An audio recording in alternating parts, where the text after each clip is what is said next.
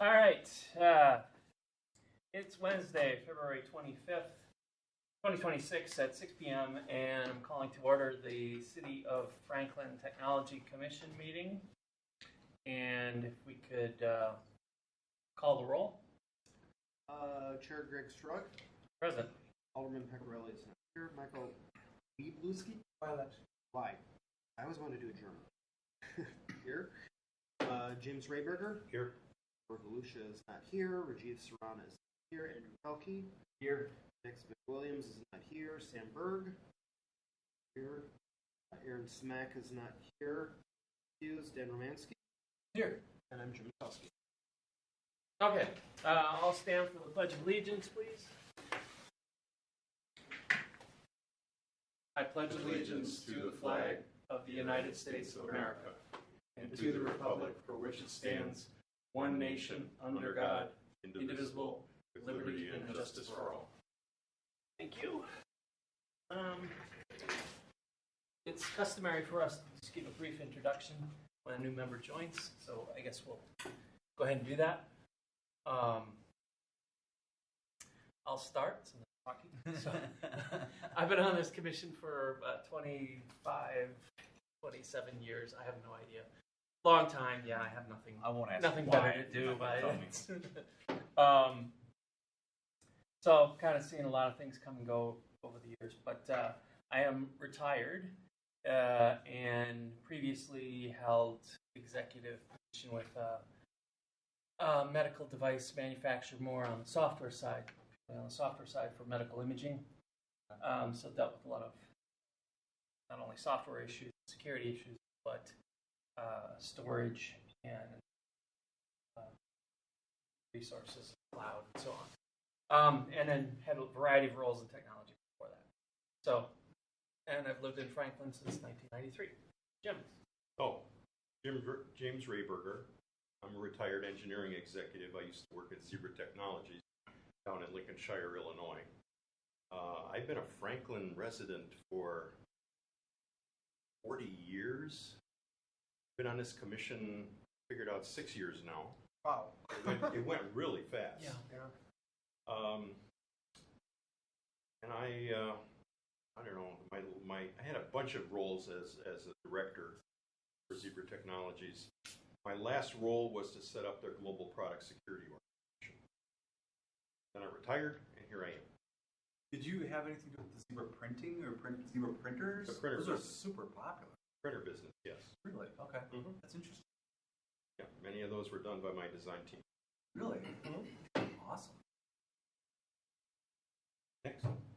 I am Andy Pelkey. I have only been on the commission for 2 years, maybe. I've been a Franklin resident for a little over 20 years, and I am also retired. I used to do software development for a variety of industries. Property assessment. I'm Jim Metelsky. I'm not retired. I'm the director of IT for the city of Franklin. The one person that is not on this commission that does not get a vote for it. So this is an advisory commission. The main focus and purpose is to turn around and give me depth and insight and helping me make the decisions for the city before I turn around and bring them to the Common Council.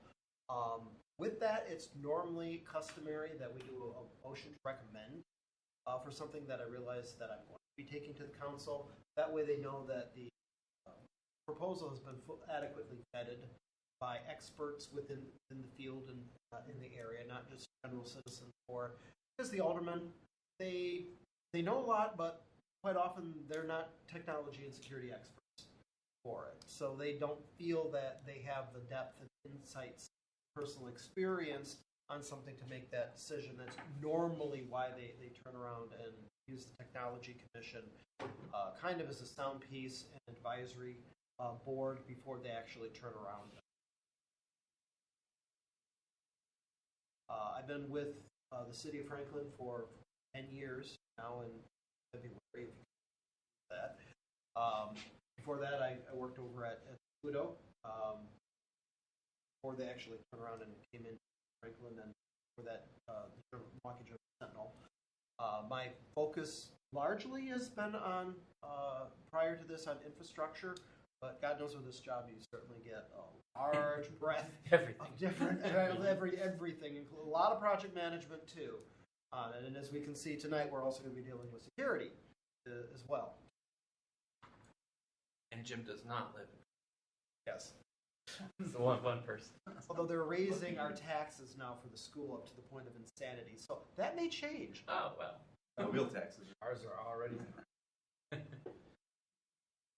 I'm Michael Wolowski. I'm the second newest meeting. In the months ago, this summer. I'm a hardware developer at Rockwell Automation, responsible for security. Hardware, firmware, and software. Oh, okay. Yeah. But usually you gotta get that side channel. That system. Yeah. Well, I'm Dan Romansky. I'm not retired. I've been in Franklin for about almost 10 years. I'll start from recent backwards. I currently work at Milwaukee County. I actually worked with you a little bit on the redundant VPN tunnel. Yep. So I'm in network security. I maintain the firewalls. Prior to this role, I was a security engineer at Freighter ThetaCare for a couple years. That was a work from home position. I didn't like going to Appleton where my office was. Prior to that, I was a risk engineer at Northwestern Mutual for a few years, dealing with security engineering and vulnerability assessments on assets in the bonuses and compensation area for field reps. So calculations, compensation, like they did their own assets, whether it was a mainframe or cloud. For that, I was in infrastructure and security at Educators Credit Union for about 10 years. So a heavy background in infrastructure. I did everything as a admin for 6 years, including maintaining the SAN to monitoring the web filter and everything in between, Exchange, web banking servers. And before that, I did some small business consulting. Working in the industry for about 20 years.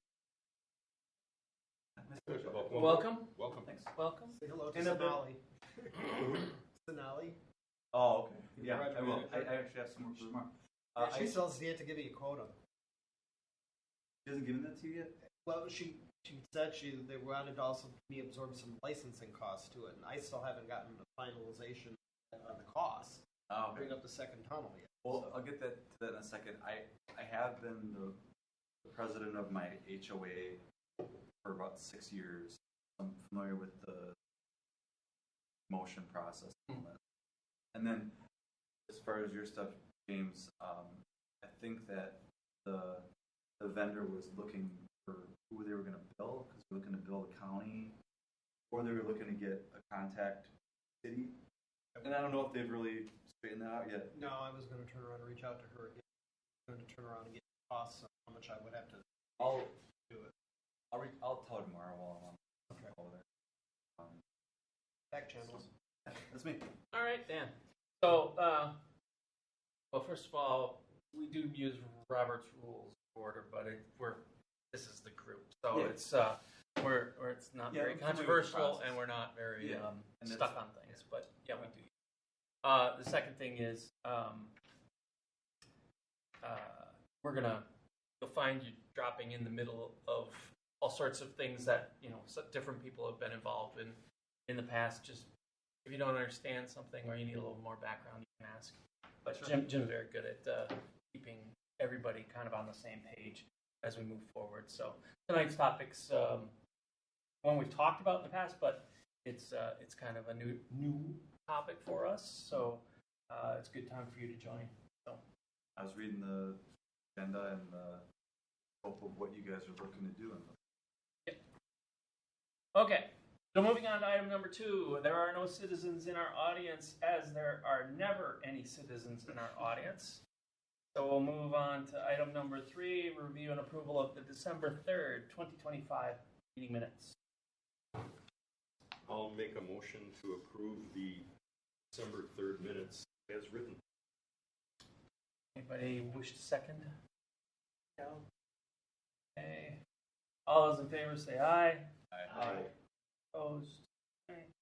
Item number 4 on the agenda, changing the name from Information Services Department and scope of service. This decision This tonight is where Jim gets to explain how his role is in charge of that fish tank, in charge of the chairs. Overall management. This decision may have been long in coming at this point, that I'm looking at actually creating an actual real life security department inside the city of Franklin. Because right now, security is decentralized between all of the departments. IT has enough within that large piece of, but it is split for some segregation of duties aspects of it, and I'm seeing such a growing trend, particularly in audit and accountability at this. Like, someone has to be decision maker, someone has to be in charge and ultimately responsible for turning around and saying, this is the way it's going to be now. And also, there's going to be a chain of dominoes as a result of, if we do change of the IT and its scope of services to formally include security, because it's not in there today. We're doing it, but it's not in our scope of services. That if we change the name of the department, do it, there will be a domino effect. One of the first dominoes effects, and I didn't go into this for this meeting, is a second item on the agenda that I decided to wait, see what happens, is would the Technology Commission's name charter change as well? Is this no longer going to be the Technology Commission? It's going to be Security and IT Technology on top of it. And then not only is it the department going to change, then the Oversight Committee is also going to turn around and change its scope as well. And we may want to revise some of the charter elements as well, because we still have cable TV listed in there. It's right on the website. How's that still? That obviously we aren't doing some of these services anymore, that we probably want to give that a good at this point. Other dominoes that are going to change. As soon as you change the name of the department, you're going to change the scope of services. Something else that will happen is all the job descriptions. We're going to have to start putting bullet points of new job requirements on their resume, potentially job title changes, possibly grade level changes as part of it. Another domino that may turn around effect is, where is this new security department and IT department going to report in the organizational? Is it going to continue to report to the Director of Administration, or are we going to find it somewhere else in the organization? At this point, I'm fluid on all the other dominoes. I'm not making the decisions on any of those. We're just going to let each domino fall at a time here, but this decision tonight could trigger a series of sub-decisions down the road and in the court as well. So, something to think about as we go through this. The name of our official department is not IT, strange enough. It started in the late 1990s with data processing. IT was not an established department. It was actually headed up, from my understanding, by Fred Baumgart, who turned around and ran the building inspections department. He also ran the telephone system. He kind of ran the IT department when everything was still Baker's racks and tower servers in there. And then the AS400, which was shoved over into the corner where they have the copier right now in the finance suite, that was actually run entirely by the finance department. So they didn't even have a general ledger, per se, as an application. Basically all run green screen on the terminal. We still have some of that coax, the old green screen system, still running through the building to this day. Then sometime around in the early 2000s, they changed the name from data processing to information services. I'm not a fan of that name because it sounds very close to Ready Reference. Now, I know everyone has Google and Alexa.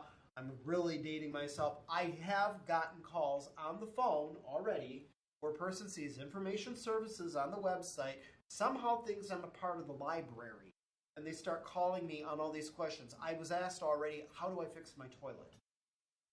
And it's like, I'm IT, and it's like, do you want building inspections? I know we have a plumber there. Maybe I can transfer you over.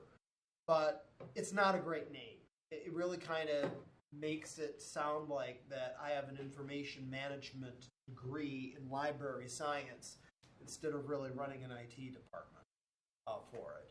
So they changed the name to Information Services to better reflect that it was an enterprise area and that we just weren't card punchers. Heartland Business Systems came on board. They had dedicated consultants. They acted in the role of administrators and system architects. They had our account manager who also ran in the role of a project manager. They were here when I started, and within the first 3 to 4 years of me being here before we decided to insource the entire department for it.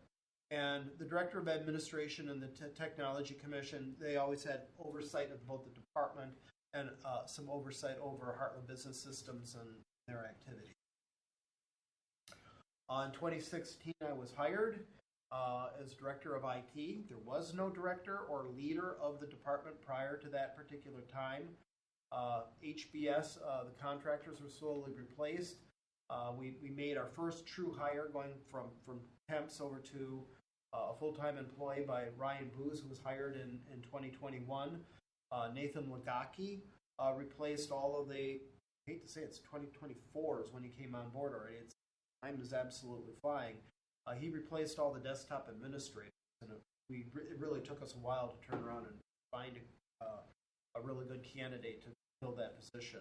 And then our GIS consultants, which is a very, very specific skill set out there, that's still outsourced today. Although we are now down, I don't know if you think we talked about this. I know we talked about it a lot in finance.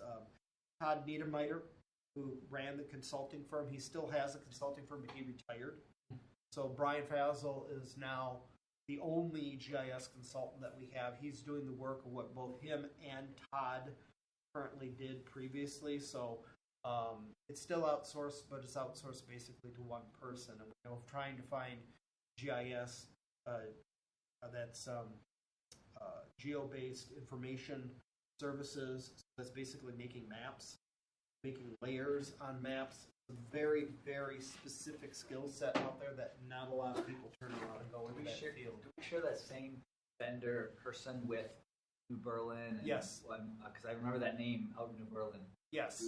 Yes, that is. He works here Mondays, Wednesdays, and Fridays. Yeah. Sometimes alternating Fridays. Then he works in New Berlin on Tuesdays.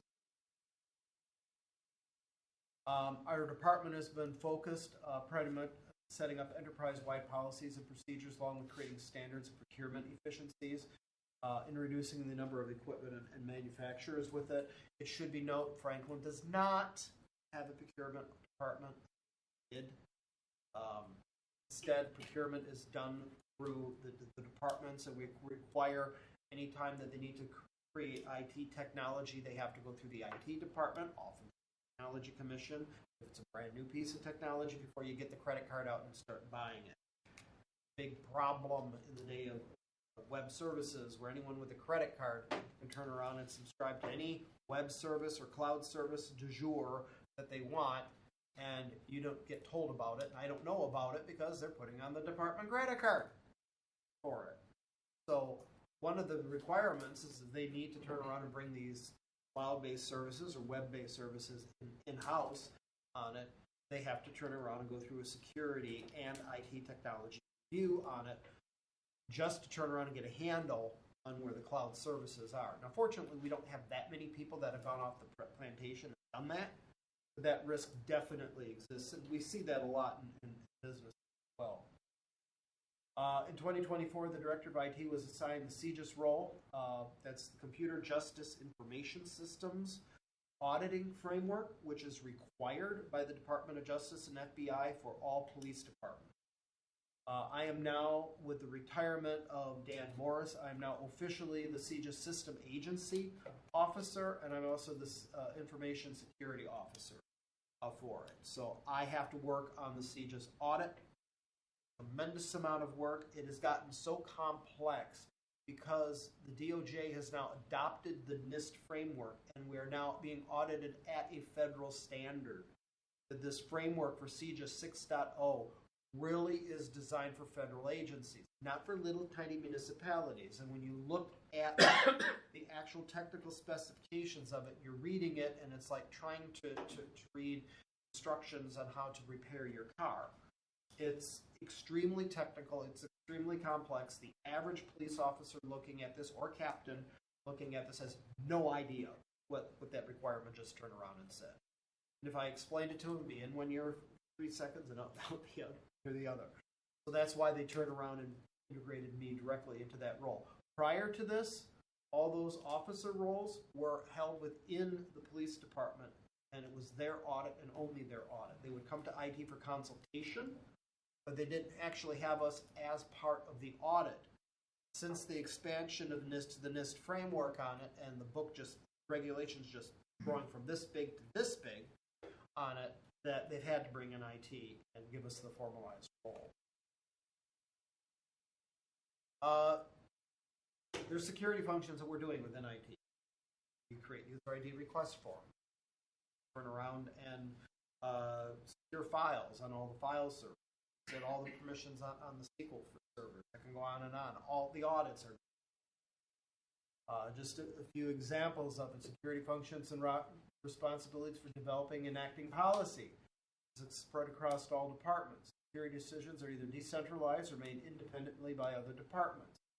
And this significantly increases enterprise risk. Security issues are either being ignored most of the time, or being performed by using different departmental procedures. A good example of what I'm talking about is door access control system. We're trying to put in a badge reader system. Those back from Deluxe Data Systems in the 1990s. Still trying to get up to the 1990s here. Still open up the door with all of our keys. And if I turn around and ask each department, how do you want your doors open? I'm going to get multiple different answers and decisions, and this is how we've always done things from each and every single department on how they handle physical security. No one is in charge of physical security. So how City Hall is doing physical security is completely different than how the fire department is doing physical security, which is completely different how the water department is doing security with their own built-in video surveillance system that doesn't match, which is completely different than how the DPW is doing it, that has yet another video surveillance system all for it. Instead of having one platform across all of the agencies and all of the departments that we have this mixture hodgepodge mess around there. The things only get changed when something happens.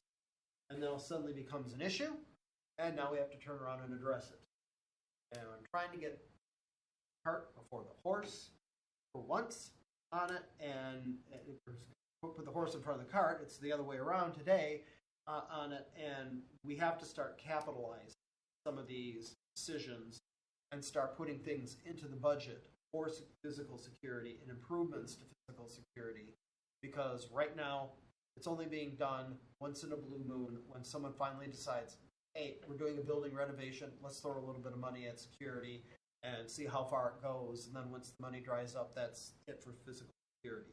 That's just one example. Audits are not coordinated, and requests for documentation are being made on demand. I just had one last week, where suddenly, hi, the auditors, financial auditors are here.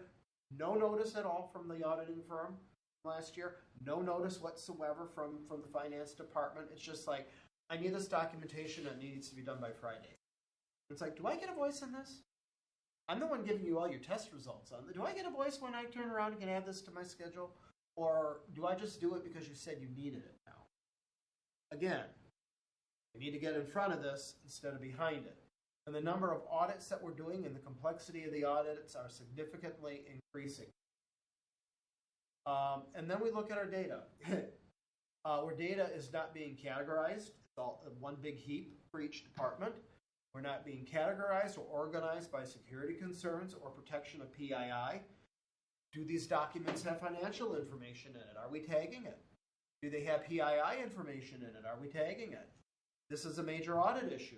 We had in 2024 our security breach, and we had to go through 2.5 terabytes of data on the file server. We had to do data forensics on that, where an outside firm spent 8 months going through all of our data, telling us which files had PII and SPII in it, and who do we have to turn around and send a letter to and offer up cyber insurance because none of our data is organized on it. It has to start getting organized for it, but no one is approaching that. The organization of the data is always done at a department level due to lack of understanding of the department processes. It can be all over the place on it. Some of the department processes are well defined, some of them are not, and sometimes hard to get workflows when processes are not defined. So this is also a growing concern as we look at trying to merge to a document management system, or when we try to move that data from the cloud. When we finally get off the file piles, we have to go into the cloud. We're going to have to know what those files and that data contains. We're going to have to check it for OCR. We're going to have to check it for ADA compliance issues in some cases, or in addition to tagging it and categorizing it appropriately so you can find it other than just where is it nested in a folder. I know many organizations are light years ahead of where we are right now, and we really are stuck in our data handling in another decade. As I said, physical security is stuck either in the 1960s or the 1980s, depending on which area of the company that you want to look. Comparison to other municipalities, Franklin is stuck in another decade because physical security is not an enterprise concern. PD security analyst reports have been created for City Hall, but are pretty much being ignored. In other words, the police department actually came in with their experts and told us what is wrong with physical security, and they wrote a big report on it. We've given it to multiple consultants, including Johnson Controls, and no one has implemented any of those recommended changes the entire time that we actually generated that report. That report came out, I think, around 2020, if I remember correctly. And not one thing in that report has changed. Not one. When are we going to finally pay attention? Which cities are on top of it? Which do we look for to say, okay, they're not in the 1960s or the 80s. Those are the people that are really Look good at Milwaukee County. Look at Walworth. I can go to any of the county buildings. Do they have bulletproof glass in front of their clerks and everyone's doors? Can you Yeah, but literally, I think you can you have to literally scale crawl that. across the counter? You have to scale that. Right? Counties can afford that. I understand that too, but then you also look at other municipalities. The and Greenfield municipalities in their buildings. Some people built, like Oak Creek and Greenfield, built a brand new city hall, so it's there. But yet, one would think that in 5 years we would have accomplished at least one item. Well, no, what I'm saying. Not all, what but I'm just asking- one item in that what I'm report. asking is, which municipalities do we look at to say, they We want to achieve that. Well, Yes. because those municipalities, they took some action, they did some things, they learned some things, right? And so rather than start from where we are and plot a similar course, we can, Happy homework. West Dallas, Wauwatosa, Oak Creek, okay, Greenfield, okay, right in Milwaukee County. We look right at those. all right. So, Can't do Whitefish Bay because they don't have an IT department. so we could go to one of those municipalities and say, hey, tell me who was in charge of this project and let me pick Who do your you brain. use for video surveillance? Who do you use for door access control? But somebody How at do the you city, set up your exterior lighting? somebody at the city also coordinated all that, made it all Yep. happen, right? So, And it's not the facilities manager either, Mhm. because the facilities manager knows how to fix the HVAC system. Doesn't mean he's been trained in physical security and physical security concerns. Do we partner with other municipalities with some sort of, I don't want to say technology projects, but any projects as a whole that, if they are in the same boat as we are, is it something that we could potentially look at sharing Sharing of space or information. something like that? Sharing like information, sometimes co-op we have type shared of services. situation, like Yeah, sometimes. save money, save space, save Yeah. resources. okay, Yeah. we'll keep going. I just want to know who we were looking at in terms of has overcome this problem. Some of us still remember the video surveillance project that we put in here with Heartland, which they put in place and didn't do the greatest job. It's up and running. We're using it. But, boy, they have really not done anything with helping maintain the system and contract to the point of we're paying $18,000 a year and they haven't done a damn thing to turn around and maintain the system, update firmwares, put patches on it. So we've now taken that internally within the IT department and released Heartland because they weren't doing what they said that they were going to be doing on it. So it's a bit of a hot potato issue on who's in charge of the video surveillance system. Then you also look at the other areas of the city other than we have the same system at City Hall, Police Department, and the library.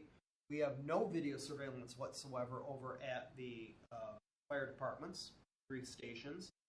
We have an ancient one that was put in by Dennis Sendrick over at the water utility, which is no longer supported by the vendor.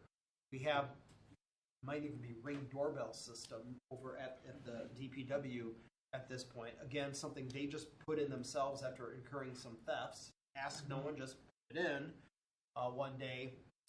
And then I know with the building of the new water tower, eventually the old water tower is going to go down and they're going to have to move all of their SCADA control. The water tower normally turns around and communicates to all the water pumps. And we have a fiber right now, still our old original OC1 fiber going from downstairs in the SCADA cabinet up to the water tower, and then talks to the main communication systems over at the water tower, which I believe is radio, for all the water pumps. Eventually, all of that is going to have to be moved over to the new water tower that they just turned around and built. And they want to put video surveillance cameras in there as well. So I know water tower, they didn't want to put in fiber optic cabling and connect us over to our WAN at this point because they didn't have that kind of money. So we're going to have to come up with a video surveillance solution for them in the future as well. For, again, who do they go for that? Is IT tasked with video surveillance? Well, we are for the milestone system that we have for police, city hall, and the library, but are we in charge of the video surveillance for the ones that are outside of it? Nothing on our scope of services today that say that we are. So then this brings a lot of confusion. Is this now physical security an issue to be done by IT, or is this an issue to be done by the facilities management department?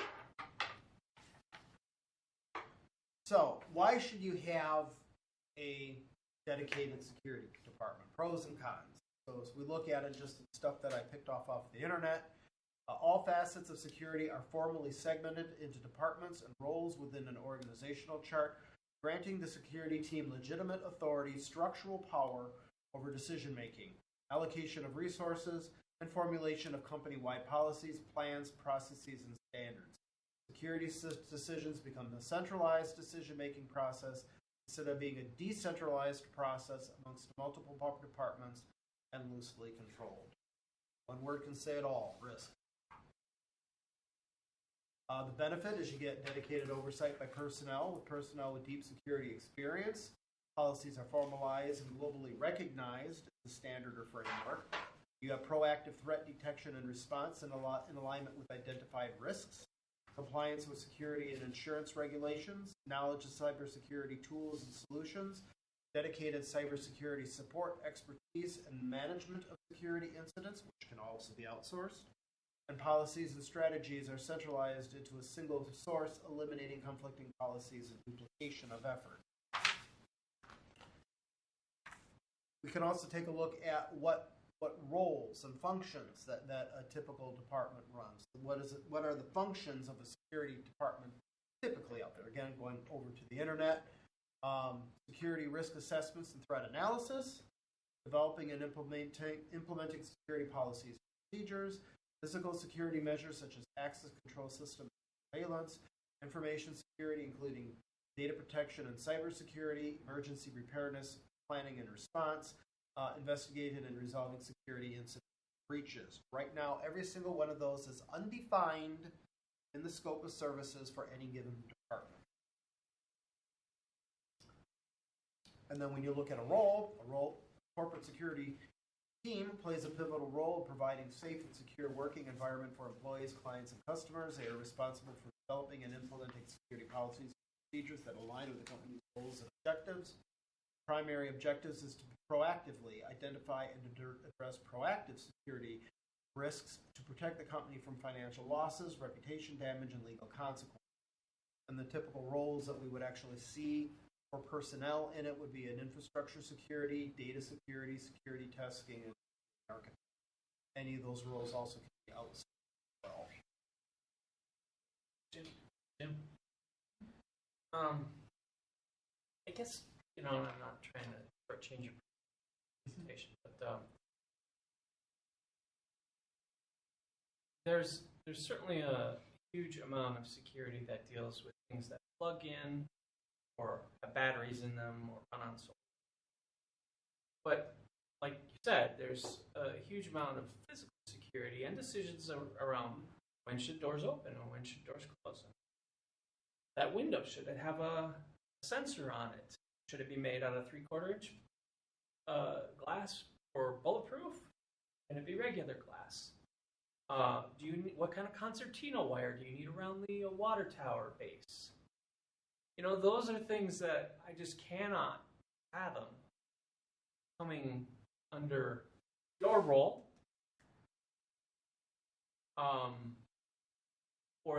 or you wanting to step into, or have anybody reporting to you step into that. You're pointing out a problem, and I get that. But not every problem needs to be yours.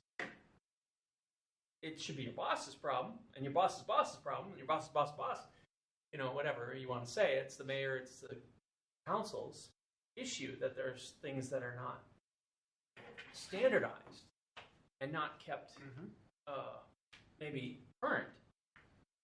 But how thin are you going to spread yourself?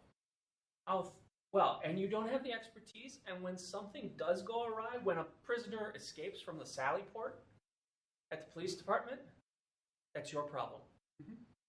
When the high school kids break a window on homecoming night because it's funny to prank City Hall, that's your problem.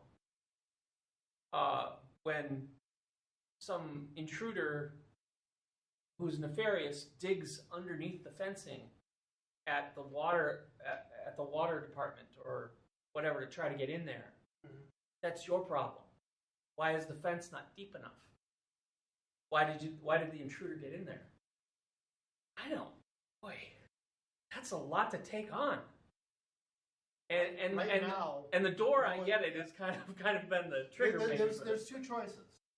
Either you build a separate security department and then hire a manager to be responsible for it, hire staff and the experts for it.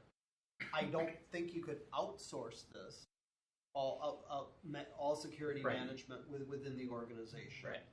So we get a choice, basically of three options. One, ignore it like we're doing today. Two, integrate it into an existing department. Or three, turn around and develop its own security department and sub areas if you want it. Physical security could be a sub area of the security department, etc. And you're going to have to turn around and fund that department and fund the personnel. And I know, looking at the budget, they don't have any room at all to turn around and bring in additional people. You don't either, and you don't have additional hours in your staff's day. Just throw it at us. What about one more thing? The DOR has $300 million in innovation grants, which are couched as, this municipality or this other county or this government entity is going to do something to help another county or another government entity. You get a grant to, I'm Milwaukee County, I'm great at security, I'm going to go help City of Franklin get their security thing. So we get this grant to help with that transfer of that assistance, right? It's called innovation grants. And so I wonder whether some of that would be a way to get some resources, get some funding, and then get the expertise from the people who were saying, hey, they've got this thing nailed down, can you come help put this together? I agree. I don't think that security, physical security, for example, or the other things that you mentioned, is really goes well with IT. And I just can't imagine, why do we have IT? IT is because technology is hard, and the operating departments, they use technology, and they want to go buy technology, and they want help running it and fixing it, right? But it's complicated, it's hard. And so you've got this department that understands technology that can help you, and that can advise you not to buy that product or buy that product, right? That's a lot of effort. There's like over 20 operating departments in a municipality, all looking to IT to help them with their, not screw it up. And so now to add this physical security and stuff on top of that, that's not even like an IT thing anymore. Now, everything, as things become more complex, everything's starting to have some technology piece in it. Yep. My dryer has technology now in it. So, But you didn't move the appliance department into the IT department. Right. So I'm worried. I have the same concern that you don't have the bandwidth to take this on. I mean, I see you because you're an analyst. You look at it and go, well, obviously the problem is we've got this hodgepodge of decisions. Nothing's really coordinated. People don't understand security. The operating departments don't understand security. They don't understand audits. They don't understand what's required of them. And so somebody like IT who understands security has to help people with their security, help the operating departments with their security. So, but I wouldn't go like, oh, let's throw that on IT's plate. That's Well, why it's got to change. But it has to go somewhere. It has to go somewhere. Either you continue to ignore it, Yeah. like we do right now. It's been under Director of Administration, which has basically got the scope of running everything for the entire city and all consequences of running everything for the city. It's a position that is extremely broad Yes. on it, and again, you just don't have the bandwidth and time to turn around Or expertise. do it, or expertise. It's like turning around and running with it, and that's why, yeah, for example, the Johnson Controls project has a tendency to been going on for an entire year. That project should have been said, done, and over with within a month, not a year. So, but can we agree that IT helps operating departments with their technology things, which they don't quite understand and don't always get it right? And now we're saying, look, there's this whole field of security issues out there, and the departments don't understand. They don't have the depth, right? So who are they going to turn to help get it right? Who's going to coordinate the security needs of these 20-some different operating departments to make sure that their physical security is right, their information security is correct? When they get audited, they pass, right? Who's going to do that? And so, yeah, who is that person? Yeah, and I've never, maybe others on the commission have different thoughts, but I've never seen physical security other than where it touches a device that plugs in or has batteries be the responsibility of IT, data processing, information services, whatever you want to call them. It's never their bailiwick. Because there is another choice group, would be right? to have a dedicated security department. And I don't know, departments maybe it's very strong. You use that word department, people start thinking, Yeah, fine. I gotta have a manager and I gotta have people, right? It's a person, a guy or a gal that their job is to do this, and they're involved in this, and they pull you in when they got something to plug into the wall or something that runs on batteries. That's right. And I think that's and it probably falls under facilities more than anything. Although I don't, because the police department and fire department are always kind of their own little thing. I don't know how that fits, but Physical security falls into so many audits. should fit in there. But even the audits, like you complained about how finance comes to you at the last minute. Is that going to change? Because finance is going to get notified that they have an audit on March 3rd. Are they going to come to you weeks in advance and say, "Oh, the office of security or the security department needs to be involved"? No, they should know as soon as they get notified, or as soon as they're talking about scheduling it. Hey, we have to get IT. IT is a key to this.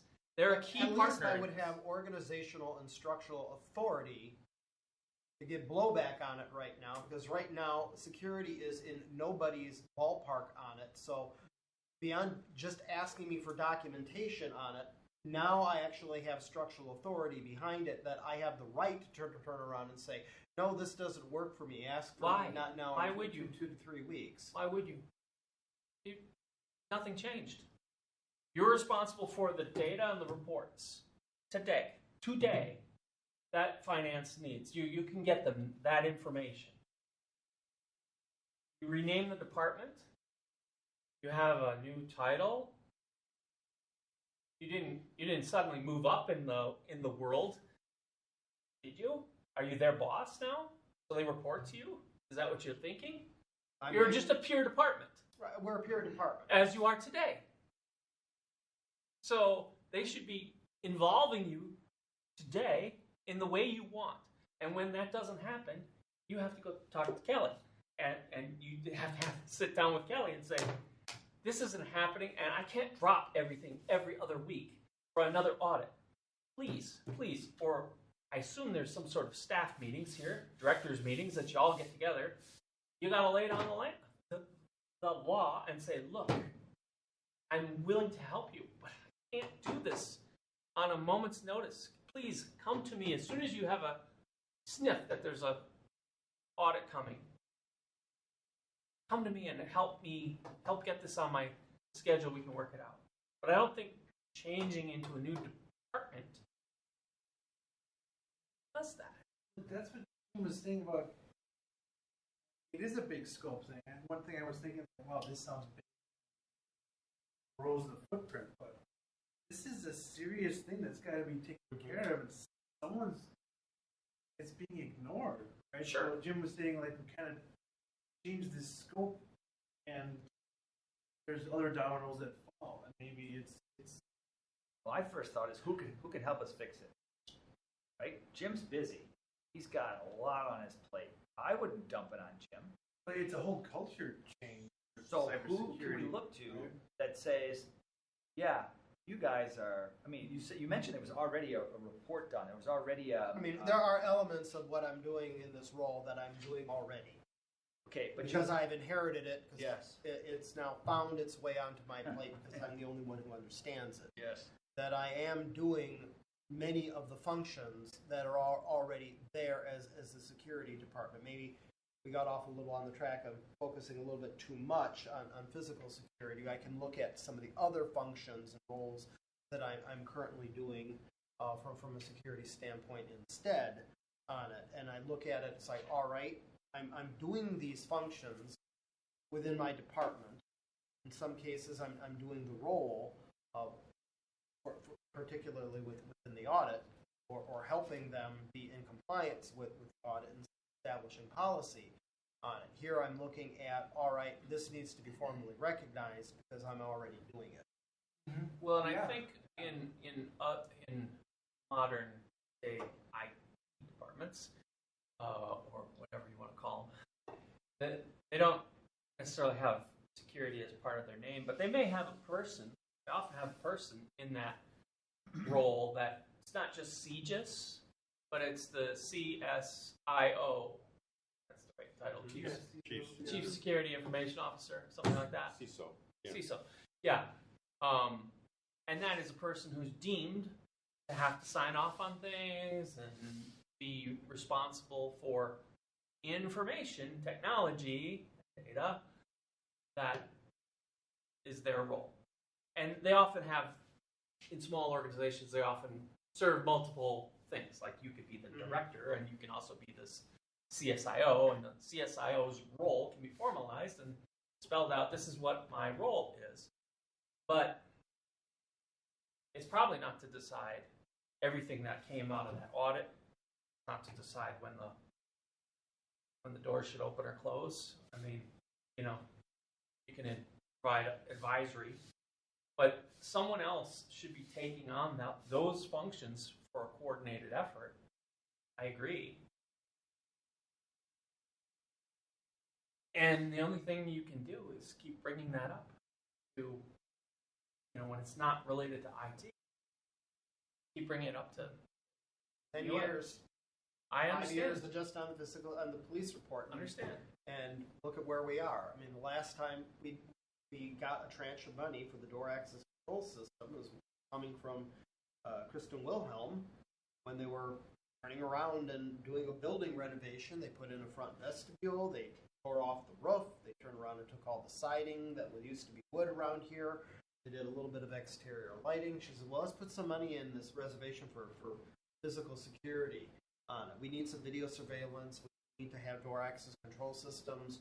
We need to put some bulletproof glass in here. We'll put some money, and when it's done, but at least we'll turn around and make a start. And that was the last tranche of funds the city has seen for security-related projects that were not directly tied or attributed to an active system that would be running, or some type of a project that has been run. Falls into a project, or if it falls into a currently modified system, then the security concern is issued. If it doesn't fall into one of those buckets, then the security issue is ignored. I can see there being a resource problem. Oh, I see. Because There's pros and cons we're to going to doing be this. For sure. We're competing for resources that don't exist, right? But I think Sure, man. proposing this puts it out there. I don't know what the culture is in the other departments. They think about this stuff. I mean, you clearly take it seriously, and I think this is awesome Yeah. to take. I mean, I think about it because Yeah. I'm the one that has to turn around and answer to why we're meeting or not meeting a requirement as part of an audit. Right. And that in and of itself, then you look at the larger issues, PR, change management, all these wonderful modules within the DIST framework of it, that also is falling onto So, IT's who- shoulders. I don't think that it should be your responsibility to answer why we are or are not. You are a information technology. You're there to help with the technology. You're there to help if something plugs into the LAN or the needs a piece of sound. You're there to make sure that that's done properly. I don't think you should be the guy who's saying, "Well, hey, how come those door things didn't, went on it, open up the doors at this time instead of this other time?" I mean, that's not yours to answer. It's not your question. It's not your problem to answer. If it's And not so- Jim's responsibility, Well, this is what I'm getting to. who is it? Who is it, right? Who is the person? And so what you might say to the administration is that, hey, I'm not going to be answerable. It's not my job to be answerable, to be accountable for why the doors suddenly unlocked at 9:30 at p.m. or something like that. That's not my role. My role is to help you with technology. Each of the operating departments, including facilities management, with their technology. I wish that could happen. My So- job description has always been fluid, and I cannot state the statement that it's not my job. Well, yeah, that's, I think, the root It's of the always been problem. fluid, where there will be additional things where if you can help or assist, you turn around and do it, whether it's in your job description or line of But that's authority or not. sure one off, but not That not happens all the permanent. time. I know, but I'm saying not that we don't. You guys, I got called on agree, Christmas disagree. Day when the I don't think doors that- were still open. that's How do we close the doors on Christmas Day? Paged. where's facilities management? well, yeah. Falling. If you lay That's out what they the should be. Well, that should be programmed in the system. Yeah, If they bought us. John's Control should have put the holiday schedule in the system, and the Exactly. doorknobs didn't realize that December 25th does occur every single year. Where's facilities management there? Why would the person in charge of facilities not be the person that's accountable or to answer Exactly. that question? Right. I'm asking. Right. I don't know. That's their responsibility. And Right. if they need The help, decision as to when the doors are locked and unlocked, great, that's theirs. Do they know how to do it? Can they program it? Or do they have a vendor to deal with it? Yep, that's their responsibility. I've got a new device. I need to hook it into the whatever. Can I help? Can you help me? Yeah. I'll help you with that. well, we're talking about like a help desk function versus the cybersecurity We're not. chief We're manager. kind of separating cybersecurities as saying that's still a IT function. Well, should it be? Cybersecurity? You got to protect the data. I mean, you got to protect the small systems, team. right? I'm saying is, but he's bringing up that this security covers both protecting information and physical security. Is there a third choice? just data and physical stuff, right? Data and systems, Yeah. IT. Yes. Physical security, Yes. and decisions around physical security, Yes. not IT. Correct. You're saying Never mind. facilities management. Probably facilities IT. management. Well, there's He's committing to not in IT. that order. If there's a facilities management function, yes, then they should have a role or a partial role or whatever, not a department. Like we're in the police. They'll freak out about the word I department. mean, there's an overlap there, like especially with high availability systems with the pumps and stuff. Physical security is But right there's there. overlaps. You don't get your security level if you don't have the whole system. There's overlaps everywhere though with IT. Right. IT kind of touches everything. Well, it doesn't mean it takes it over. Like when finance needs a report and IT is the only one that can run that report, IT does that. When there's a new system put in finance makes decisions about how the chart of accounts needs to be set up and what they need to do and what their workflow is. IT doesn't need to be responsible to learn finance's business to the nth degree. IT needs to make sure the data is secure, the systems are running, the We're there systems to are secure. We're there to support the operating department. We're not there to run the operating department. So, to the extent that they don't understand information technology, we help them understand. We help them overcome those things that they don't understand. But we don't run their department. And we try to get in front of things like, don't buy a system that has service level hard-coded passwords, right? So that people have a back door. Or don't buy a system that doesn't have the requisite integration with our OAuth system. We advise those departments up front on those things, should be, because they should be coming to us just the same way as a security function in whatever department would come to Jim and say, you know what, we want to have a nuclear detector device in the parking lot, and it's networked. So can you help me out? Yep. But it's not Jim's responsibility to be an expert in which nuclear detector he should be buying. And we certainly don't want Jim running concertina wire around the water tower. Right? He's not doing that. But you could see him doing it. It's out there. You touch that part of security, you're going to get your hands cut. Then what is the problem that you're saying Jim should just say no like half the time? Or I don't think he's ignore saying no. I things? think he's frustrated because he gets pulled in late on some things, or not at all, and he sees this audit, the grand security audit, and he knows about things like the water department's on this crazy system, and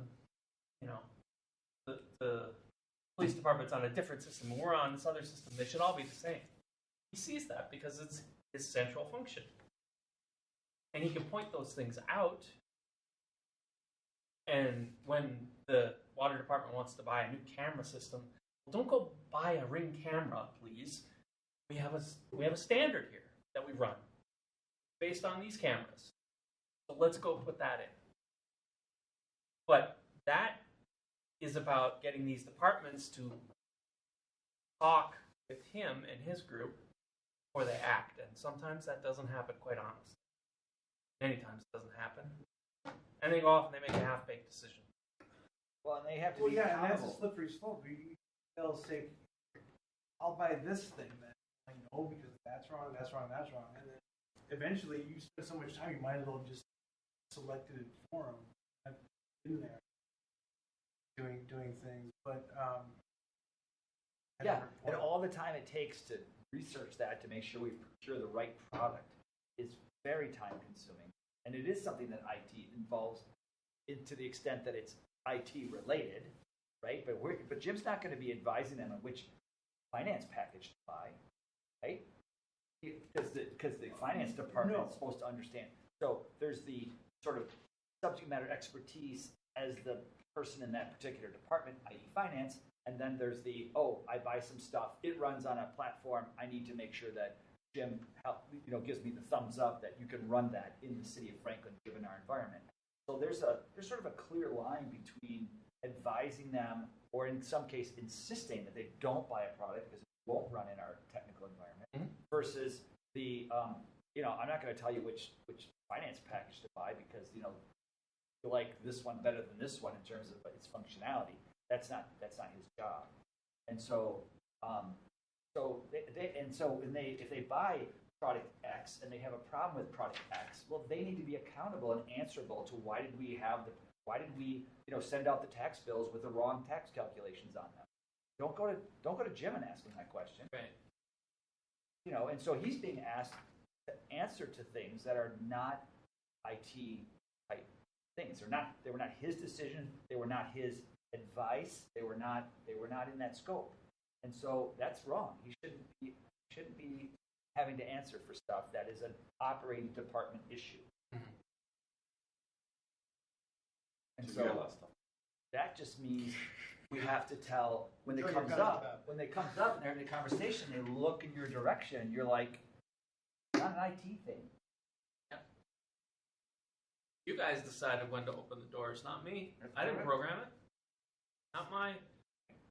It's doing what it's told, right? And it was told wrong. All right, how do we fix this? Because I assume you have to take this before the common Well, council. he doesn't have to. I don't have to. No. If you recommend not to go ahead and doing it, or we can table and then wait till more people have input, etc. I would On it. That I wouldn't present this. I would say to them, you've identified this problem, and the IT, whatever we are, recommends that we separate the IT support that we provide to their operating departments from whatever those operating departments are doing. So, I'll I help.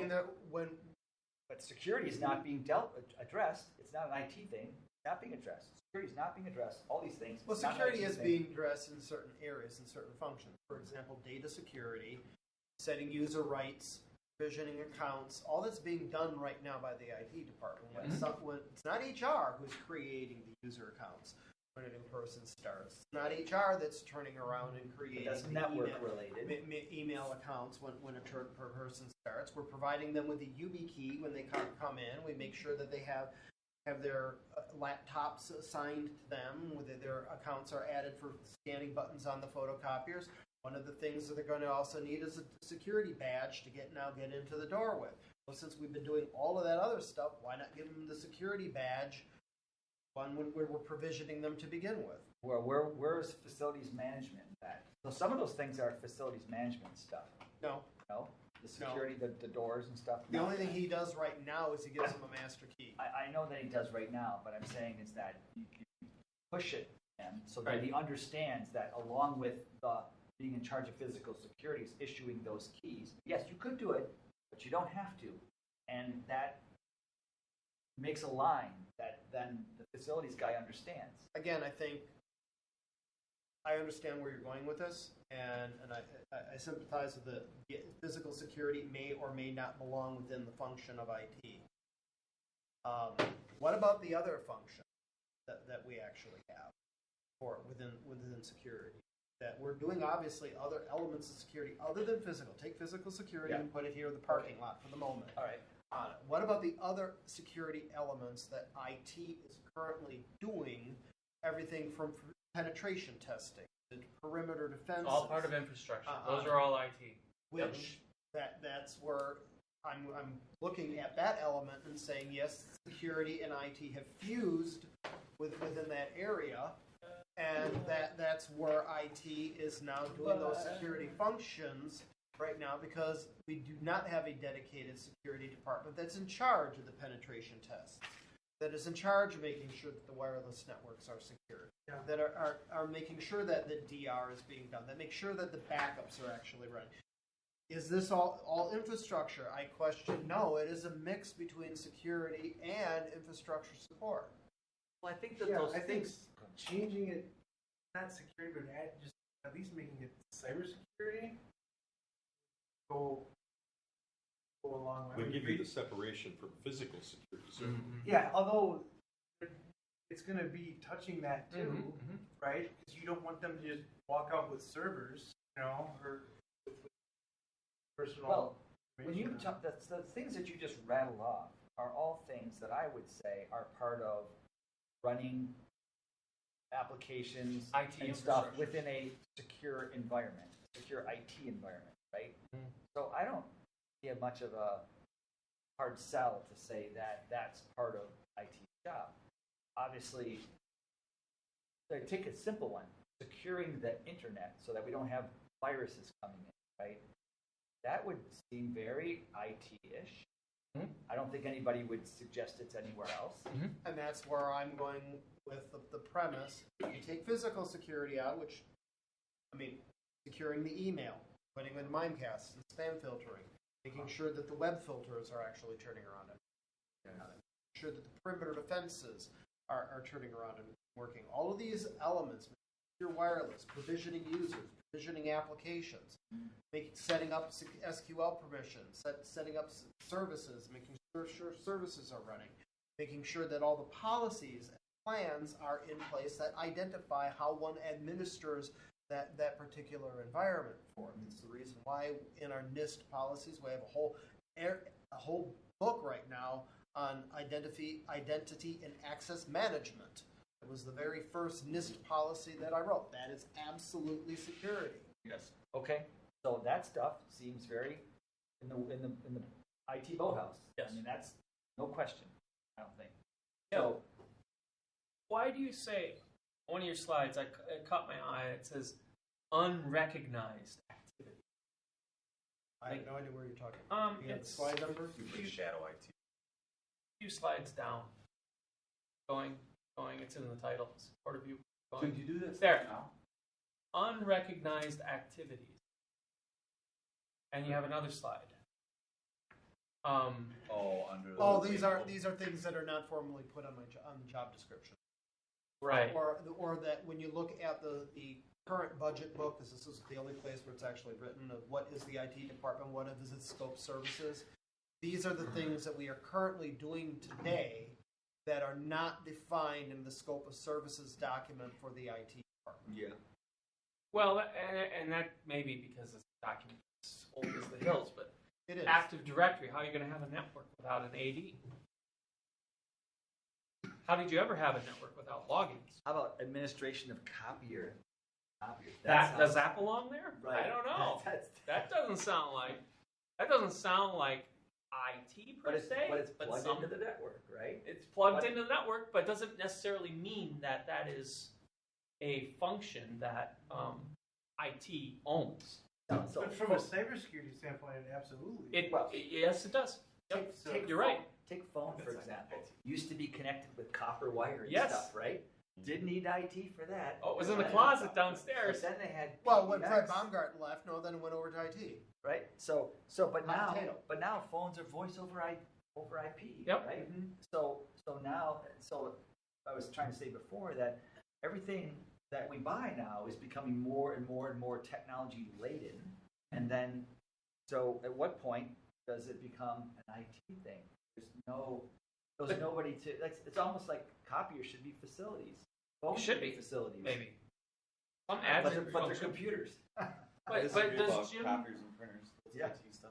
Printers for sure, right? But And it copies could be- are all but- that double. A printer and a copier can be a risk. I'm the That's same. why we have HP Security Manager set to turn around and lock copiers down from its default settings Yes. for it. Yes. So IT is responsible when a new copier comes in down to turning around and applying our policy templates on it. There's a policy of what are the appropriate security settings for this particular copier to turn around and reduce its potential negative impact on the network.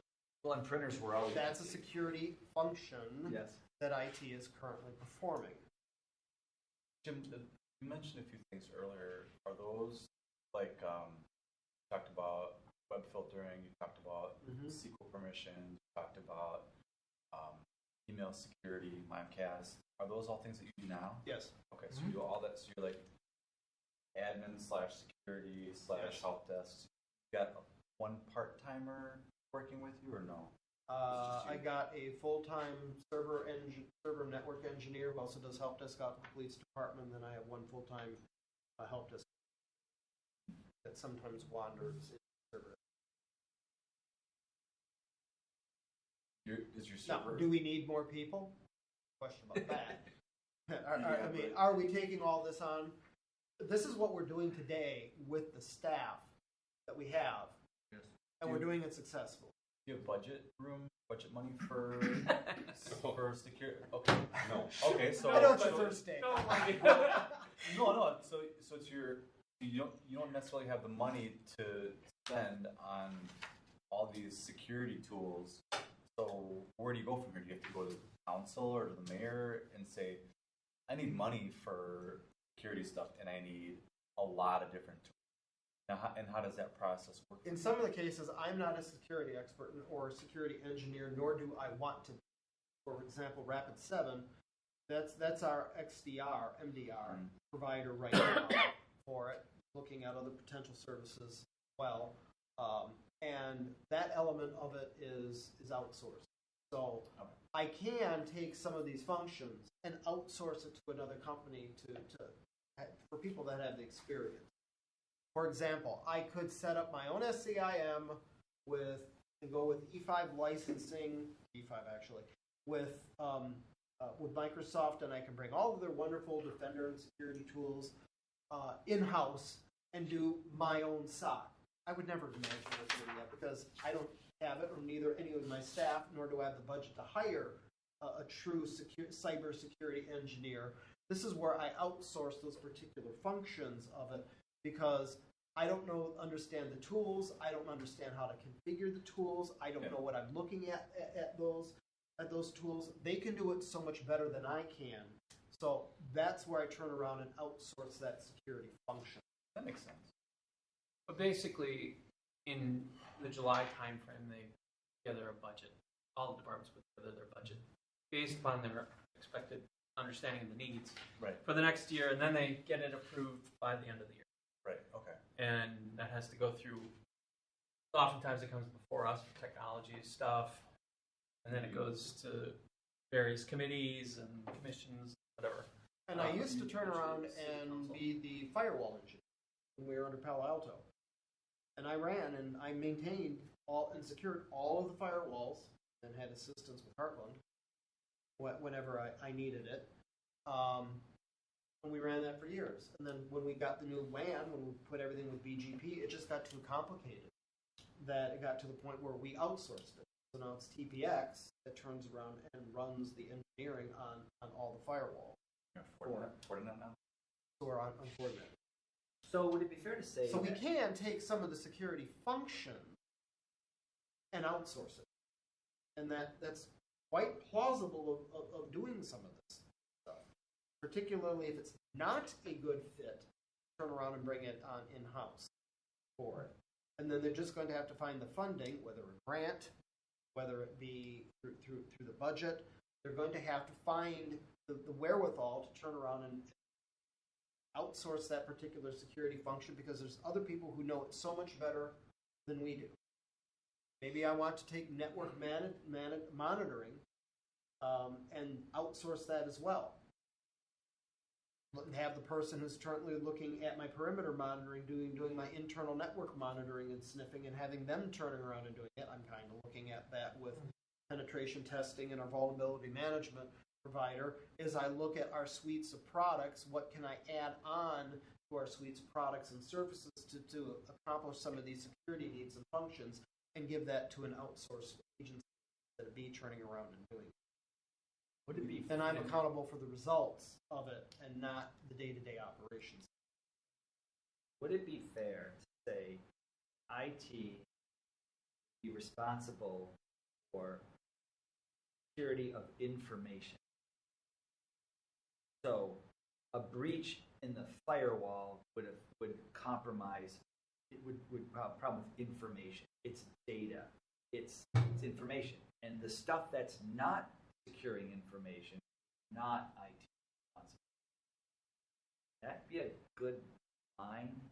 Well, When you think about these I things think you're doing. I think it says it. I mean, I'm sure I think we should let Jim get through the rest of the thing, and then Okay. because there was this recommendation about the hybrid model, where it's like exactly what we've been saying. think we're hung up on, machine gun turrets or whatever, with the physical security. I never said machine gun turrets. This doesn't Rockwell? What? Is that how you operate at Rockwell? Machine guns? Well, hyperbole gets the things going. That's what You the got clock grenade tower's launchers? used for. Yeah, right. Yeah, it's not a clock tower. It's a machine gun turret. Where? Well, I realize this is a very broad subject, and you can loop this in many directions. I'll just say that, Jim, none of us see you on your day-to-day work. But we hear through you what things have come up. And I think you said it in the last meeting or the previous meeting that projects are going to continue to come fast and furious, and you don't know when they're coming, and then it's just getting more and more crazy. And I don't mean this in any negative way. It's actually a positive, but it can be a destructive thing. Is you're a process-oriented guy, as we probably all are because of our nature with IT, and you see a process that's broken, you want to fix it. But in your case, you've had to deal with such a thin staff and had to actually, pull the wires and do everything else at the director level. Kind of crazy to me. But you seem like a guy who will also take on a lot. And so I think we're trying to save you from getting swallowed up by too much. Even though that's the right thing to do and what you're talking about may be the right thing, I don't want you to have to just struggle with something that's beyond the scope, or beyond the pale of what an IT department should really have to do. And that's my opinion. I don't other people. I also take a look back with the security incident that we had back in August of 2024. And where did the buck stop? Did anyone turn around and give any assistance whatsoever, even though it was asked, turn around and assist and help with the evaluation of security incident? Or did they just sit and watch IT? And the answer is they just sat and watched IT do it. Now I got a nice attaboy bonus check for effectively managing that particular incident. But it is one of these situations where the ability of a municipality to ignore large problems for long periods of time is infinite. It is. That they will, And we're not just talking about they IT will here. ignore the most gargantuan elephant sitting in the room, and it just boggles my mind sometimes how they can't even begin to at least try turn around and manage the situation.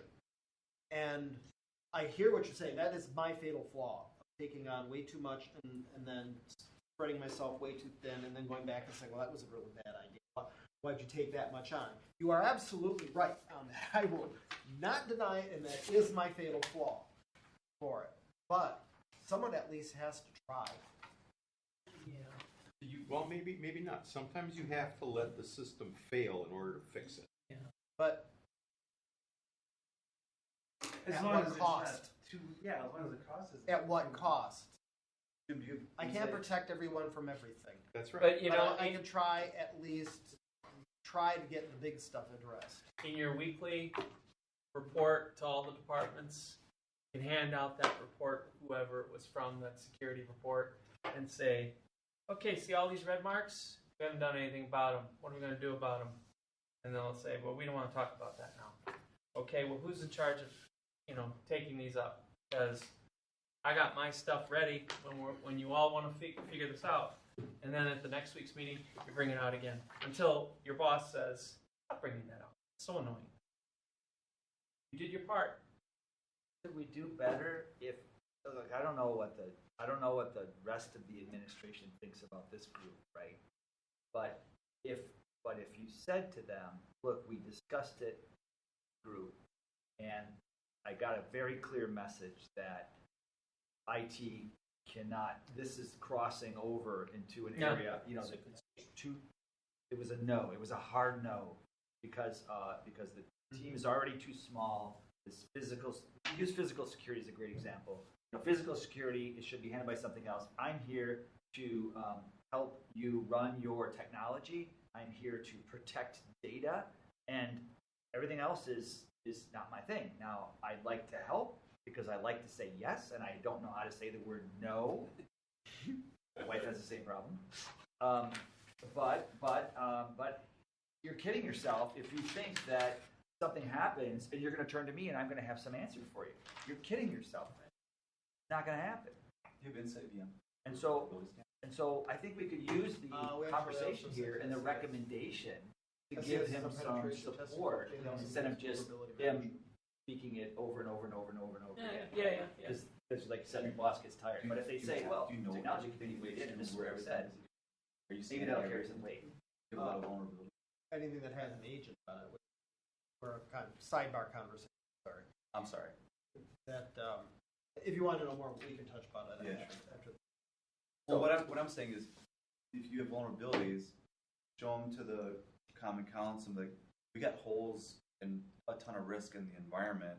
If you guys don't want to suffer another breach or incident, a Well, severe that's incident another like area that. too, where But if you what is start IT there, doing? Vulnerability management right now. It's outsourced, but the remediations Right. are set over within the IT department. So we look at once a month our vulnerability management reports on it. My staff also looks at the remediations and it's like, what on the MITRE framework can we turn around and remediate today? Let's get this out the door and fix. Whether it be you have to figure out why the web browsers aren't automatically updating themselves so they're not on the latest versions, or gee, we were on Office 2019, which is the greatest problem right now. We need Office 365. Let's get off of 19 and onto 365. So those are elements that IT is undertaking right now that are security related. Because vulnerability management, which is still part of the NIST framework, and one of those wonderful NIST reports that I write, that's a policy and procedures being done by IT that is security related. We're just not calling it security. We're calling it part of IT. But it's security, it's securing information. Yeah. It's Again, securing everything. if I take off the physical security piece of this, what are the functions and roles that IT is currently performing right now today? It isn't just the traditional IT department of maintaining systems and maintaining the environment. There's still plenty of security functions that IT is currently doing right now. There's just a small list right now of what we are currently doing right now. We just are not officially acknowledging. Now, if we can leave today and say, no, we're just going to keep the names in the departments the same. But I'm still going to be doing all of those elements that are up there on the sheet. Because that's what we are doing today, and it's just not being formally recognized. And I'm saying that things that are on that list that are ensuring that information is not compromised would be appropriate to continue doing, and the stuff that isn't, we should demand that it gets moved to a new thing. Somebody else has to take responsibility for it. Somebody else has to be the person you look at when some door is compromised, not Jim. Case in point, look at video surveillance, squad and body cameras. That is now clearly inside IT's scope of responsibilities. Why? Because multiple elements in charge of it, and that it is now a system. We've always been in charge of WatchGuard over at the police department for capturing video surveillance from the squads. Now we have body cameras that was introduced in October. We work with Motorola on there and it goes to the cloud, but we're still in charge of those systems and all the surveillance cameras around the police department, City Hall, and the library. We are in charge of those systems as well. We used to have assistance with it from Heartland Business Systems, but that scope of responsibility is on the IT department. Now, But is that Video surveillance is physical security. It drifts a little bit when you're dealing with body cameras and such, but we are in charge of that and technology. Well, and I would say that to the If it extent plugs that, in, we're in charge. but I would say to the extent that the video data itself needs to be secured and not compromised. Okay, we have a role there, but Yes. that is a function of an operating department called the police department, and that is part of their, so there's got to be a line where they select their video stuff with your advice, they select their body cam with your advice, you help it to connect it to the, put the batteries in and connect the data, and the data goes here in the cloud, and we make sure that it doesn't get compromised, right? But but some of it sounds to me like some of that functionality, it shouldn't be your responsibility if body cameras don't work. They don't call Jim and say, why the hell didn't the body No, cameras they turn around and work? call Ryan. They should call. And then somebody Ryan in the turns around and police looks at it. department. If suddenly the squad camera isn't working, or someone's not checking out on the system and needs to, that has been in the scope of the IT department since CJ was there, and Good or back bad? when I started in 2016. Good or bad? It's been in the IT department's area because we are responsible for the technology that is being used for the day-to-day basis for a police department. Yeah, but Is it typical of Is a it good or bad? normal? Yeah. Of a normal IT department? No, but it is typical for an IT department that supports police and safety. Well, but we're not responsible for the finance system. I mean, in the same way, right? If the finance system, we say, well, These devices are endpoint devices. They're like a computer on someone's desk. Mhm. They're like a printer on someone's, in someone's office. They connect to the network. But if it's printing wrong, is that something they should have a support contract with the vendor? You have to have that. That's kind of like where we're saying here. Same thing with body cameras. If they're not working or they're not turning on and off, they should have their own internal yes. resource that can help them troubleshoot these things.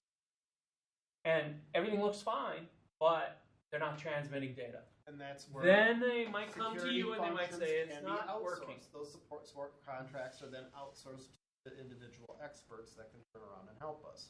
Yes. But ultimately, IT is responsible for making sure that those systems are up and running.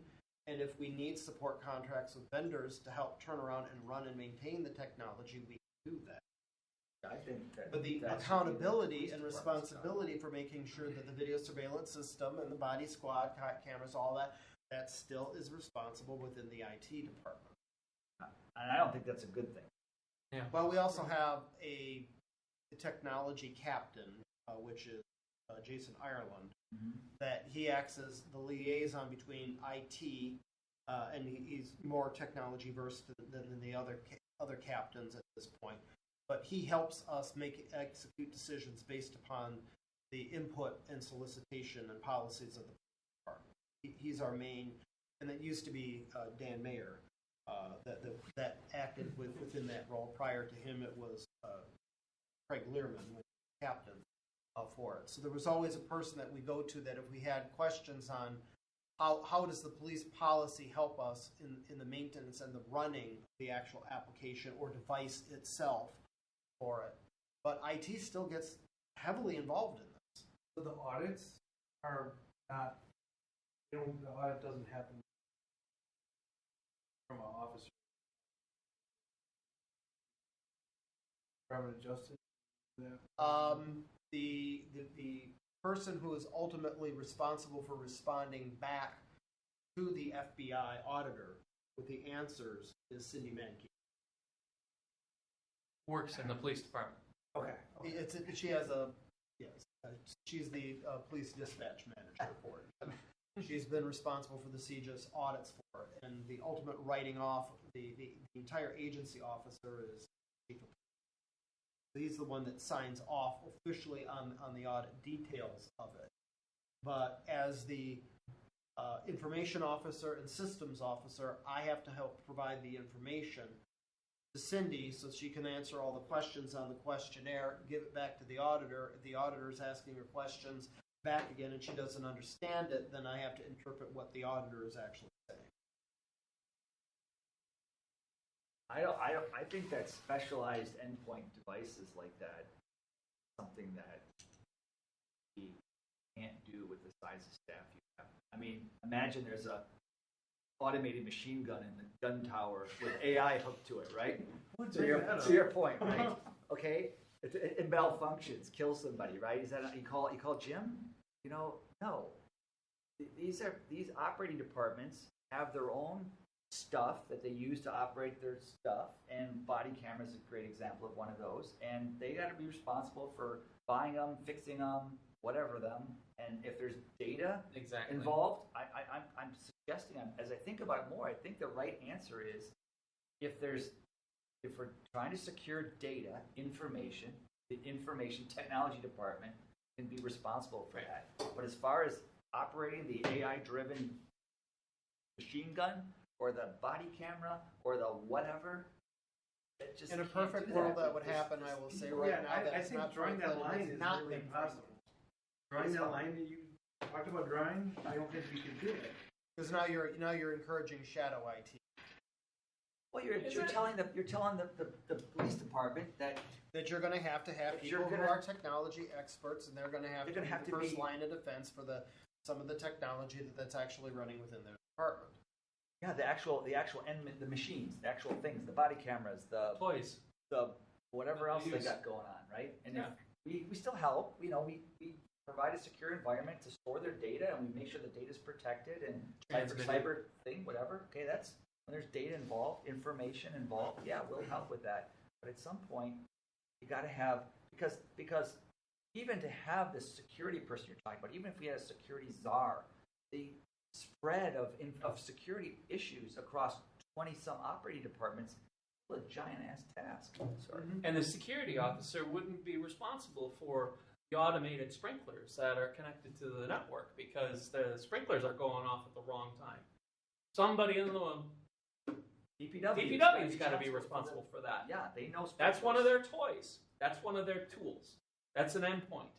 But it's not your responsibility. Yeah, And just because it creates or consumes information and relies on a network, that's where your responsibility meets, is where it connects to the network. and it has information, And well, not just yeah. connects to the network. Well, So you it have had- a device connects to the network, goes to some. It probably has to be considered because you can't just hook up a device that's going to consume your network or whatever. They should be consulted to Yeah, say. for sure. Okay, The yeah. slide yes. with the recommendation, IT change the department scope. I mean, if you read that, especially that first bullet, that's completely reasonable. I think we could agree on a lot of that. I don't.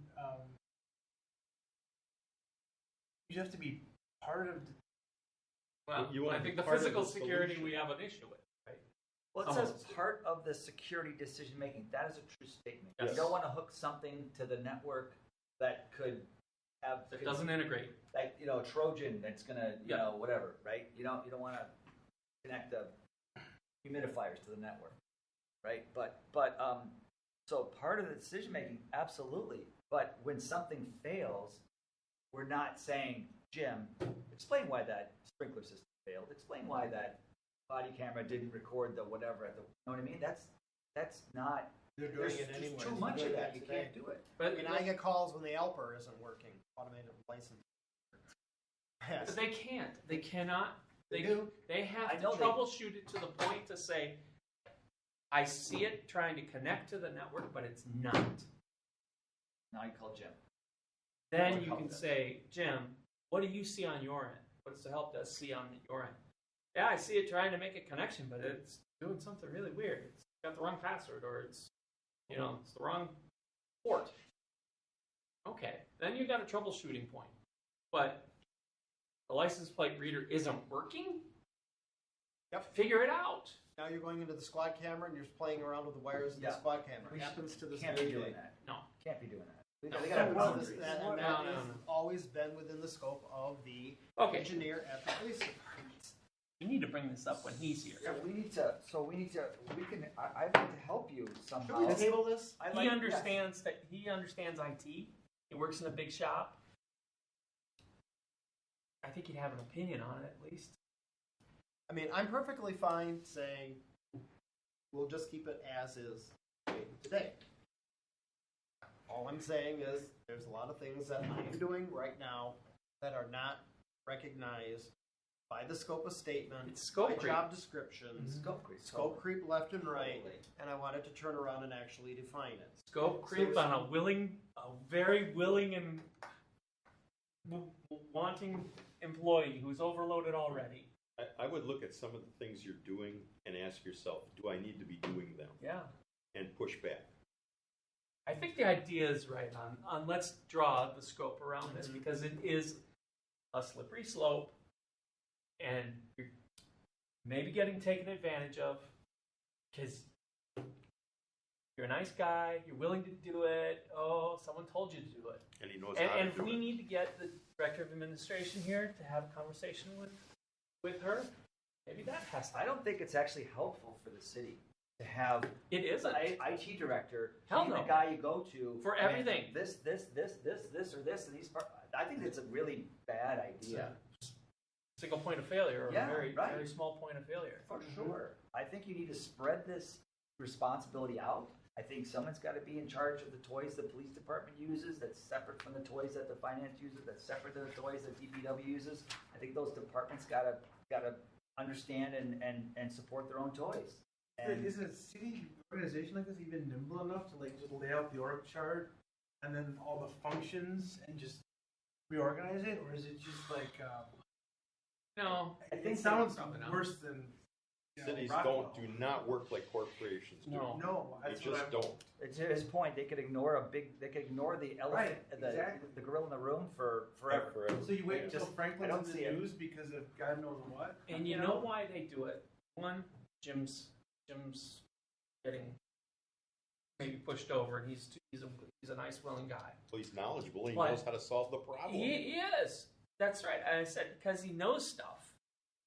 And the third reason is it doesn't cost their department. Oh, we want more toys. We want lots of toys. We want nuclear reactors in our, and they all connect to the internet. Jim! Guess what? Jim doesn't get to add new people. And those departments can say, well, I don't know, IT just can't help us. Or they're slow, or they can't get to our project. And then IT becomes the bottleneck. Sure. No, it's you gotta have responsibility and accountability for a large portion of this activity.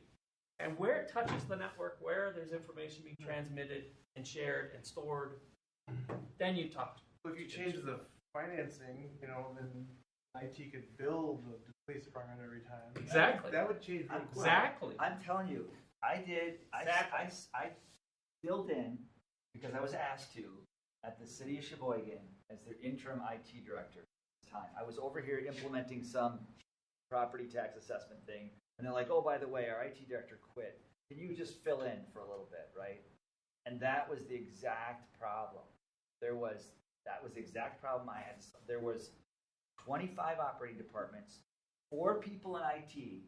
Nobody was happy because you can't serve the needs of 25 operating departments with 4 people in IT because there was no money changing hands, right? And so there was an infinite demand for IT people. We could go to IT, they could solve all sorts of problems for us. It was an infinite demand, and there was no way to economize. There was no way to satisfy those infinite demands with those limited resources, which is what the definition of economizing is how do you satisfy those unlimited wants with limited resources? That's what economizing is, right? And there was no finance, there's no money changing hands, right? They were free, to your point, right? And as soon as I suggested that they pay for those services, and if you weren't happy with them or they couldn't get your time, feel free to go outside and get somebody else, right? It's your money, right?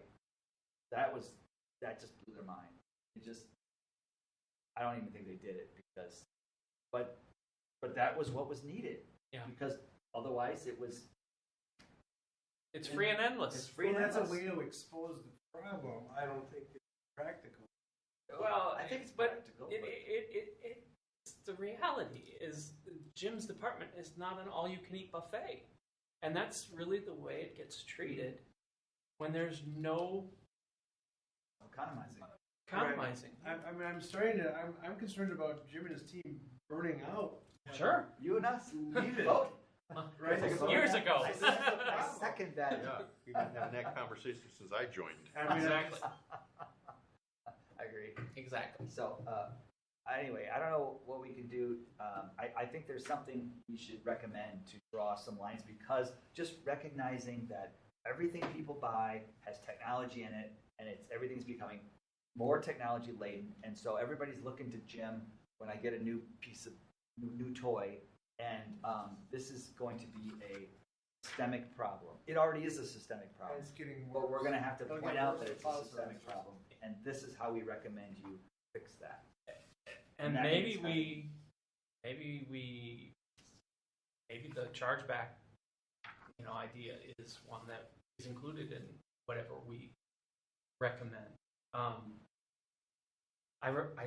think we talked about this several meetings ago. Of every new project that comes along, there should be an estimate of how much IT resource is going to be required, human resource is going to be required to support that.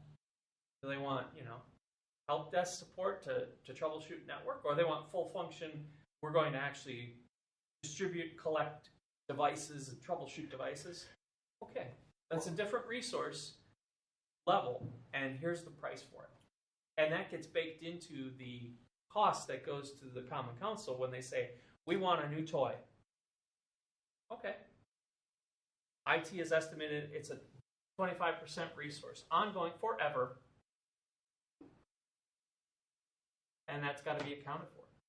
I think what didn't work in the Sheboygan example, that what they really needed is an IT department that provided some basic level of funding at no extra cost, because you want to make sure that they're involved, they're using IT And that's for those fine. basic level things. That's right? where you draw the box. And so there's this, we get this automatically, and we figure out how many resources we need to provide that level of funding to the 25 operating departments. And then beyond that, there's a cost, there's a chargeback. So put it in your budget, because if you want IT to do something above and beyond, put it in your budget so that they get paid, so that they can hire the resources the right way. And even the projects that come along, they usually have an implementation time, right? There's a time that it takes to convert data, time to absorb the new technology, to set it up, secure the servers, do the pen testing, all that stuff. That's a big bubble or bolus of effort in the beginning. That also comes in free today. That should be charged for. To implement the project, 1 FTE for 3 months. And then ongoing, it's a quarter FTE to maintain. And that can all be costed out. And I think, the Director of Administration and the Common Council has to understand that things cannot be free anymore. You've reached the point of Saturation. Yeah. All right. Yeah, if that keeps happening, they'll have purchased a security team and dream, cybersecurity information utopia. Purchase 1/4 of a person at a time. but it's not always related to security either, because it might be simply troubleshooting of functional issues that they're asking Jim's team to do. Or just making sure to be a stakeholder up front, so they don't. Always. Yeah. Always. All right, so we got to do something about the security thing. So So we can either gotta for next time, we come up can with either something. rehash this again. We're already 7:45, and we have one more item to go. One more big item. We can table this for next meeting. Back. It does not have to be decided today. Can you think of something that we can do to support the statements to the administration, Common Council, that says we need to deal with security, and IT should only be responsible for this part of it? You've got to get somebody else to something. I think the discussion really has been broader once we got around to it than security, right? It's really what is IT or whatever department name we want to call it. what is their role? Yeah. And where does it start and stop? Where do they start and stop? Yes, Right. What's the for sure. boundary lines? And we should really, at some point, I think, define that, and Yes. it might include things that aren't on the list today. And the same thing Certainly. with the Technology Commission, because like I said, the charter hasn't been revised in a long time. Where are the boundaries of the Technology Of course. Commission as well? Well, and let me just add, if we put a boundary around, a well-defined boundary around information technology, right? And then we can say, everything else is outside of here. And by the way, what that means is, we can list a bunch of things Yeah. that are outside that boundary. Which is a bunch of this stuff. Yes, That's- some of Yes. this stuff is this, Right. and some of the stuff we talked about with physical security is outside that boundary. So we need to say, look, there's scope creep happening here, and it's gonna bite you because you're putting all your eggs in one basket, right? It's gonna bite you, and so we're gonna define it here, and we're gonna put these things outside so that you can distribute that responsibility, so you don't have all your eggs in one basket. Yeah, and security is a part of that, but there's also other things that we've talked about tonight that are. Okay. Okay, so we'll hold it over, and Alderman Pecorelli maybe is here as well, because So we could call the new item scope of IT services. Now, that's sort of what I sent you today. Yeah. I was going through the presentation for the second time, and it started sounding like something I did when I was building the global product management or product security organization. And I pulled out 2 pages, and then I sort of rewrote it along the lines of the city of Franklin. So that's what I did. And it sounds like the basis for bounding the responsibilities of what is IT, what is IT security. yeah, and I think we want to grind these a little bit tighter because Yeah, like I said, broad categories, but yes, that was for a global product security organization. yeah. You want to send that to the group at Sure. least, that we're all on the same page. Okay. All right, table for next meeting. Sorry, Jim, for It's perfectly It's a fine. good- You're a good consulting discussion. and advisory group. better discussion. Item number 5, third-party hosted outsourcing versus on-prem data storage infrastructure. And so we want to go into a closed session? You have to read that whole thing. Yeah. The Technology Commission may enter closed session for these subject matter items pursuant to Wisconsin Statute Section 19.85, subsection 1D, to consider strategy for crime prevention and the furtherance of a program and policy and tools, therefore, for crime prevention, i.e., cyber attack prevention and technological crimes in relation thereto, for the protection of the city's technical and information infrastructure and the city officials, employees, and the public who use the system, and to re-enter open session at the same place thereafter to act on such matters discussed therein as it deems appropriate. And that's a motion. Anybody want to? I will second that motion. Who first? I will. I motion to enter into closed session to discuss. Okay. Andy's the first. And I'll make a Second? motion, and I'll second the motion to enter closed session. All those in favor say aye. Aye. Any opposed? We're now in closed session.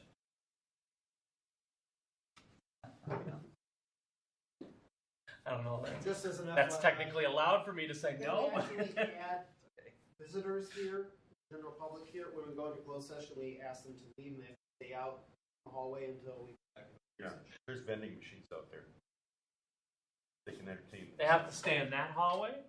They can't go out there? Okay. Wait, is that Can't go in this is that a hall. security hallway? Well, that's a physical security question. All right. Excuse me. Item number 6, technical issues review, also coupled with our item number 7, director's report on IT operations. Do you have the report? Let's see, I forgot my. technical issues review. Penetration testing. Firewall and perimeter testing was delayed in 2025 due to domain migration, planned architecture changes with firewalls and fiber optic ring. Penetration, external and internal testing is to be scheduled for the second week of April. Once the internal penetration tests have been performed, these will be scheduled on a quarterly basis using automated tools. After the tests are complete and remediations made, the IT security risk watch matrix will be updated and modified. Currently, Franklin is performing monthly vulnerability assessments with SCS. It has dramatically lowered the number of critical vulnerabilities. The most at-risk resources at this point is Office 2019, which is going to be retired and replaced with the new Office 365 computers. The greatest number of vulnerabilities that continue to be with web browsers and with Acrobat Reader. ADA compliance testing and remediations are near complete. Review of the report and changes of operational procedures is scheduled for March 2nd. The largest issues at this point are with the PDFs with ADA compliance. This is a significant topic of conversation as document management standardization enterprise departmental forms is reviewed. There's an ongoing debate if PDFs are the correct method to gather and store information, and how this process can be streamlined by using other methods of information. On the Director's Notes of IT Operations, BSNA migrated to the Muni domain. On January 21st, BSNA was migrated from Franklin NT to the Muni domain. This was a major undertaking as this migrated individual module databases from SQL 2019 servers in the old domain to SQL 2022 servers in the new domain. BSNA offloaded support to an outside firm, VC3, as they no longer have resources in-house to support their old .NET application. Almost all of the support of legacy applications is now being performed by VC3. VC3 performed the pre-migration process of creating a new administrative database and creating specialized SQL accounts that allow to use the .NET application access database. Yes, the account and password is hard-coded. Guess what I found out? The vendor created the account that hard-coded into the application, and therefore the vendor has to perform the actual account creation. The Director of IT performed the actual database copy and moves and updated all XML files to point the databases to locations on the servers. With the migration, the Franklin IT department developed a much deeper understanding of how the application communicates to databases and the specific purpose and modules used for each database. In the past, changes used to be coordinated by the finance director. However, with the expansion of the department land management and business licensing modules, this now requires IT to be fully in charge of the application and the database changes. Migration revealed that the apparent need to move off the .NET application and use a cloud-hosted application instead. The Franklin IT department is taking the lead in completing the JCI Door Access Control project, as the old Secure server has to be decommissioned and rebuilt on the Muni domain. The old domain cannot be decommissioned without the application server being ported over to the new application server and central SQL management server in the new domain. JCI has done very little work from December to February. This project was first launched in March of 2025. In almost a year's time, we do not have a fully functioning door access control system. JCI has promised a 4/15 project completion date, and will be working closely with IT to turn around and get it accomplished. Unbelievable. I've never heard anything. Really? Why do we still? Hometown. The Franklin Fire Department will start moving back to Fire Station 1 on Friday, February 27th. The Fire Department is working remotely at FD2 and FD3 and the Muskego Test Corner Station due to black mold removal and remediation. The Fire Department originally moved out of Fire Station 1 the weekend of Halloween, which was although the station is still a work in progress with many areas under construction, the goal is to streamline operations by moving back to the original station. All IT equipment will need to be relocated back to the original department. And the 2025 financial audit was completed on 2/20. IT control matrices was very similar to the prior year, though major security changes and improvements, including MFA with YubiKeys, was implemented in the past couple of months. IT is not expecting any major issues with audit or finding. Would you migrate your domain to Azure ID? We have on-prem, so we went from in the old Franklin NT, which used to be on a domain name cifranklinwi.us. That is a non-routable domain name. Internally, .us is not registrar anymore as a valid registrar. It still exists. Oh, no kidding. But it's no longer legitimate anymore. So Microsoft won't accept it. Yeah, So in order to turn around and go to Entra, we had to change your domain name to be fully routed. So we're now muni.franklinwi.gov, where our internal domain name now matches our external domain routable. We put in brand new Windows 2025 domain controllers on it and migrated all the accounts from the old domain over to the new domain and then set up on with that. Nice. So, it's in hybrid mode with sync on it at this point, so we have 8 at this point, and eventually the servers will be. And that's also when we decided to put in YubiKey. That was the fly in the ointment. Thank you, DigiCorp, for getting that all done. They did a fantastic job, and I love it. Here's 80 2025 Yes. and you federated for, We don't Your need federation, domain. not for our full environment. but you can We can. for other. I mean, right now it's all in Entra, so if I Yeah. wanted to do anything, I would just Everything's link managed. stuff and link it all and manage Sure. it across in Entra right now. So for cloud to cloud based application, you're just turning around and doing it all with it. Nice. We have some future agenda items there, some of which Jim just talked about. So And I added plus scope of IT services Yep. to the list. next meeting is March 25th. It's always the last Wednesday of the month at 6 p.m. And have a motion to adjourn. Motion to adjourn. Second? Second. All those in favor? Aye. Thank you.